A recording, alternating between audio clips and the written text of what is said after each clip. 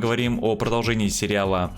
И снова здравствуйте. Сегодня поговорим о третьем сезоне, о первой серии, потому что пока что только первую серию я успел посмотреть. И, честно говоря, сериальчик, его, вернее, третий сезон максимально еще свежий. Серия вышла 4 июня 2024 года. Снимаю я это все 6 июля, вернее, июля. Все в июле, и вышло в июле, и снимаю в июле, уже 6 июля снимаю. В общем, максимально все свеженькое. Что там происходило у нас в первой серии третьего сезона? Значит, Артем и Ольга устраивают Борису сюрприз, находят место для кондитерской, для места, о котором он очень-очень давно уже мечтал, но, как мы помним, он не чувствует вкуса, то есть прям кондитером быть в том представлении, в котором мы можем, наверное, представить, довольно сложно, потому что человек, нет у него вкуса, пропал вкус, на самом деле, как будто бы ковидом переболел. В общем, да, неприятно, мягко говоря, но тем не менее. Короче, что? Перед этим он получил паспорт на новое имя, как будто бы начал реально жизнь заново. Как он вообще там оказался в этом условном каком-то ФЦ, где это паспортном столе, где он, собственно, свой паспорт в итоге и получил. То есть сначала там его немножечко мурыжили, типа тебе нужно сдать экзамен по русскому языку, тебе там что-то еще нужно, какие-то требования пройти и так далее, там какие-то проверки. Но в итоге он договорился, что этого всего не нужно делать. В общем, убедил работницу. Вот. Все, ребята, напишите в комментариях, где вы получали и когда вы получали свой паспорт последний. Первый раз я получал, 14 лет получается, в паспортном столе. Да, такой был. Это что-то, какое-то отделение при МВД, судя по всему, было. Уже в 20 лет я получал паспорт в МФЦ, по-моему. Именно в МФЦ. Вот, то есть уже было несколько иной.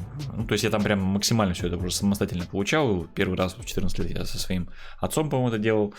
Вот, в общем, в целом процедура не очень сложная, по крайней мере, свой паспорт получать. То есть там еще пошлину эту платишь. Вот, а так в целом, ничего в этом особо сложного нету. То есть, опять же, там свой старый паспорт, по-моему, сдаешь, типа того, какая-то такая история. Вот, естественно, Борис, вернее, уже теперь не Борис, а как будто бы Александр начинает свою жизнь заново. Вот, и, в общем, посмотрим, что у него из этого получится. Естественно, сразу же к нему, как только они начинают там делать какой-то ремонт, приходят какие-то бандиты, которые, такие, знаете, которые, типа, или там крышуют кого-то, типа, вы там должны нам платить, потому что вы находитесь на нашей земле. Честно говоря, я не знаю, есть ли сейчас до сих пор вот такая тема, тем более в каких-то крупных городах. Сомневаюсь, если честно, но все-таки могу допускать, потому что знаю, что примерно до, по-моему, 13 года или 12 где-то так сохранялись какие-то эти крышеватели, какие-то смотрящие за какими-то там участками земли, за какими-то районами, какими-то предприятиями. Реально, то есть прям у меня есть очень хорошие мои знакомые, которые занимались каким-то там малым, средним бизнесом. То есть прям к ним приходили. И какие-то деньги кто-то платил, кто-то не платил, но, по крайней мере, знал, что есть такой персонаж, который следит за районом условно, какую-то дань там кто-то платил. В общем, до 12-13 года примерно все это продолжалось, потом, видимо, все как-то это затухло, потому что, наверное, стали сильнее эти государственные органы работать, да, и ослабла эта их хватка. На самом деле, эти крышеватели, это же, по сути... в определенной степени это золотая орда, в какой-то степени, да, можно так это назвать. В определенной степени это государство, которое тоже с тебя налоги дерет, причем дерет порой, как-то большие, неоправданно большие. То есть, например, чтобы быть ИПшником, обычным ИПшником в России, я как раз таки проходил этот путь. Нужно платить налоги, даже если у тебя нет никакого абсолютно оборота, если у тебя вообще ничего, никаких сделок ты не проводишь, по крайней мере официально, ты все равно должен платить налоги.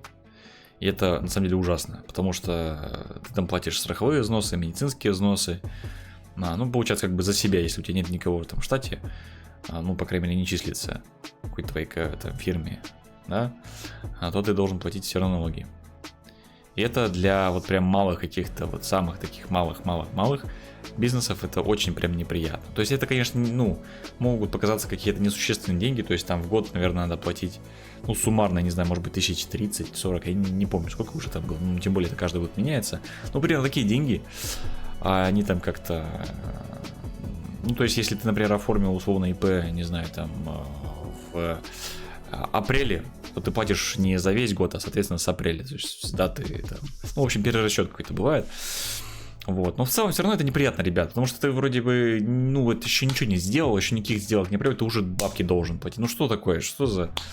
Ну, блин, это какой-то, как по мне, идиотизм. Почему? Потому что это убивает вот таких прям супер мелких предпринимателей. Я считаю, что это многих убивает, потому что это какая-то, ну, ты чувствуешь какую-то дичайшую несправедливость. Типа, с хрена ли я должен платить, если я вообще ничего не заработаю? С хрена ли?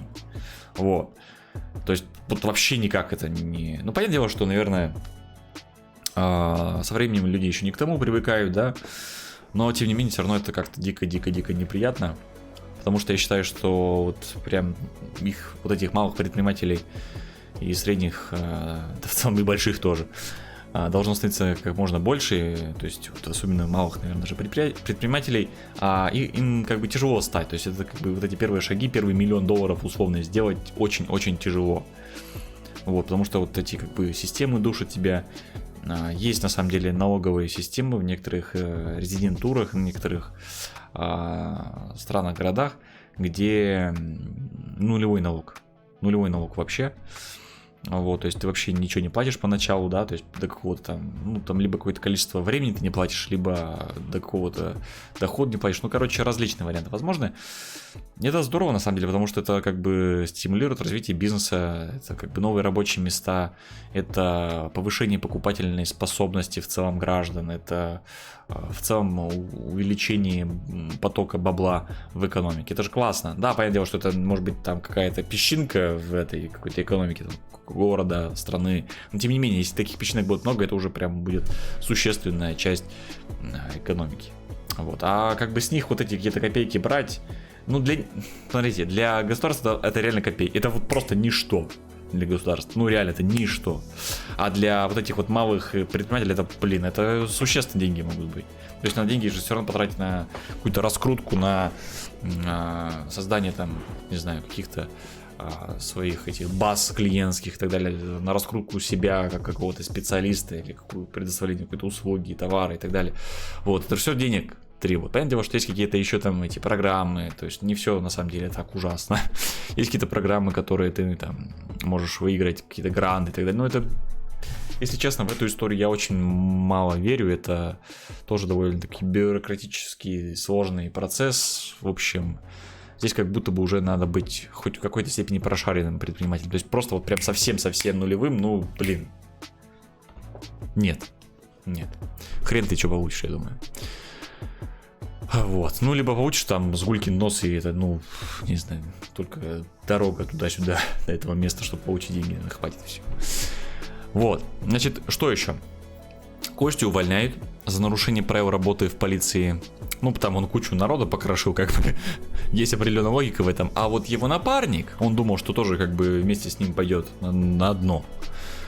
Он остался. Причем его повысили даже до его места. То есть Володя теперь на место Константина стал. Вот. Ну, посмотрим, куда Константин дальше пойдет, потому что в целом-то, как вы помните, в самом конце второго сезона они более-менее подружились с Борисом. Он, по сути, даже Бориса отпустил на воле-вольные. И, в общем, посмотрим, что будет дальше. А что у нас с Колей? Колю вроде как завалили, но он же как бы бессмертный, поэтому как его могли завалить? Собственно, у него отрубили голову. Но голова продолжает как бы какое-то функционирование, хотя она не может говорить, но там глазами хлопает туда-сюда, как будто пытается что-то сказать, но ничего не может сказать. В общем, пришивали в этой серии его голову к его телу. И вроде пришили. Ну, по крайней мере, какие-то нервные импульсы стали проходить, то есть там руками стал дергать. Вот, соответственно, что? Соответственно, посмотрим, что будет дальше, конечно же. Ну и плюс еще приехала мама Гоши. Мама Гоши приехала. Что там будет делать? Ну, видимо, наводить какие-то свои порядки. В общем, посмотрим, что из этого получится. Вот. Как-то так. Серия получилась, в принципе, неплохой, но знаете, что самое плохое в этой серии? То, что она короткая, ребят, слишком короткая, то есть где-то 25 минут всего она была. Это мало. Надо больше. В общем, огромное спасибо за ваше внимание, за ваши просмотры, лайки, комментарии, подписки.